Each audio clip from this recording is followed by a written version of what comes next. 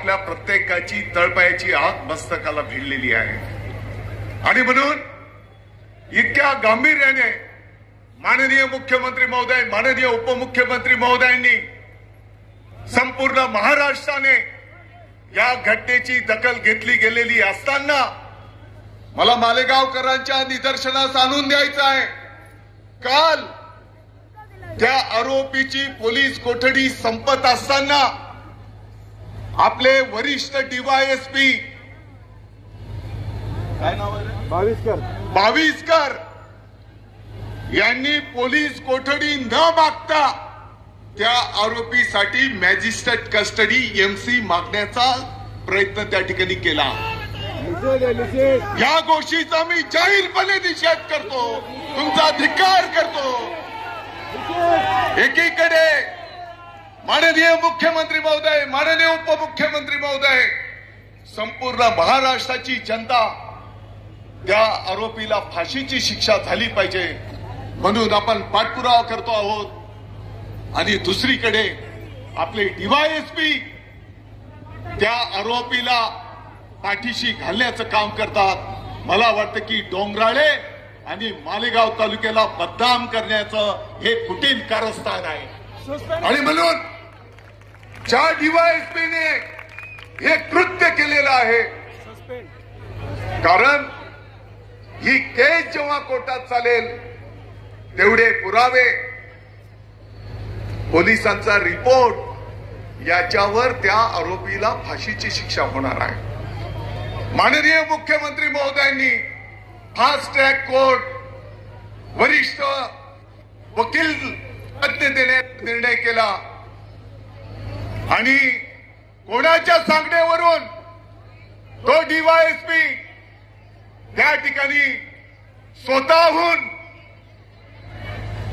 कोर्टाच्या समोर magistrate custody मागतो। म्हणजे तो आरोपी मॅजिस्ट्रेट कस्टडीत जाईल आणि पुढच्या टप्प्यामध्ये त्याला जामीन मागण्याचा अधिकार प्राप्त होईल। आणि म्हणून या गोष्टीचा मी निषेध करतो। मालेगावचे आपले सर्व वकील महोदय कोर्टामध्ये उपस्थित झाले। मी स्वतः ऍडिशनल एसपी संधू साहेबांशी संपर्क केला, त्यांना मी सांगितलं की अशा प्रकारचं चुकीचं काम त्या डीवायएसपीच्या माध्यमातून होत आहे आणि यामुळे आणखी संतापामध्ये संपूर्ण महाराष्ट्रामध्ये लाट त्या ठिकाणी निर्माण होईल। आणि मग तो एनसीआरचा रिपोर्ट त्या ठिकाणी बदलला गेला आणि त्या ठिकाणी पोलीस कोठडी मागितली गेली। मी सर्व वकील महोदयांचा आभार व्यक्त करतो, माननीय न्यायदेवतेचा आभार व्यक्त करतो की त्यांनी 8 दिवस त्या नराधमाला पोलीस कोठडी दिलेली आहे। परंतु जर तपासाची सुरुवात जर अशा पद्धतीने होत असेल, जर याला गांभीर्याने घेतलं जात नसेल तर ही गोष्ट योग्य नाही। आणि म्हणून येणाऱ्या 2 दिवसामध्ये आजच मी माननीय मुख्यमंत्री महोदयांना त्या डीवायएसपी बाविस्करकडनं हा पदभार काढून घेतला जावा आणि त्याची बदली आपल्या या तालुक्यातून करण्यात यावी आणि वरिष्ठ आयपीएस अधिकाऱ्याकडे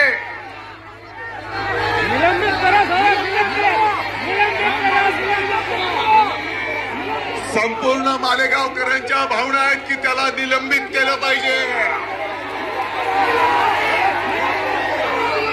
हे डोंगराळे आणि महाराष्ट्र शासनाला बदनाम करण्याचं षडयंत्र आहे आणि म्हणून हे बिलकुल सहन करून घेतलं जाणार नाही।